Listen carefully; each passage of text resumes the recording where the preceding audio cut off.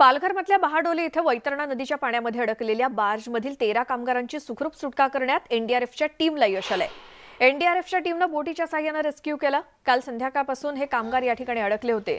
पावसाच्या वैतरणा नदीच्या पाणी पातळीमध्ये पावसामुळे ही पाणी पातळी वाढली आणि त्यामुळे प्रवाह जास्त होता। रात्र झाली आणि त्यामुळे एनडीआरएफ कडून रेस्क्यू ऑपरेशन काल थांबवण्यात आलं। आज सकाळपासून पुन्हा एकदा एनडीआरएफ कडून रेस्क्यू ऑपरेशन सुरू करण्यात आलं होतं।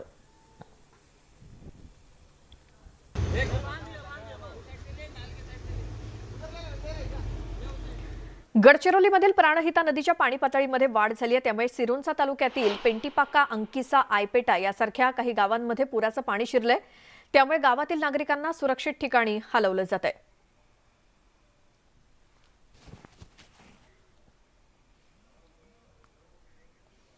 नाशिकच्या नांदूर मधमेश्वर धरणातून मोठ्या प्रमाणात पाण्याचा विसर्ग सुरू असल्यामुळे या भागातील खानखाव दडी जोडणी पूल नॅशनल हायवे क्रमांक 27 वरून पाणी वाहतंय। वाहन चालक मात्र जीव धोक्यात घालून या पुलावरून वाहनं घेऊन जात असल्याचा व्हिडिओ न्यूज 18 लोकमतच्या हाती आलाय। राज्यामध्ये अनेक ठिकाणी अशा अतिउत्साहीपणामुळे अनेकांचा जीव गमवावा लागल्याच्या घटना ताज्या असतानाच नाशिकमधला हा व्हिडिओ समोर आलाय।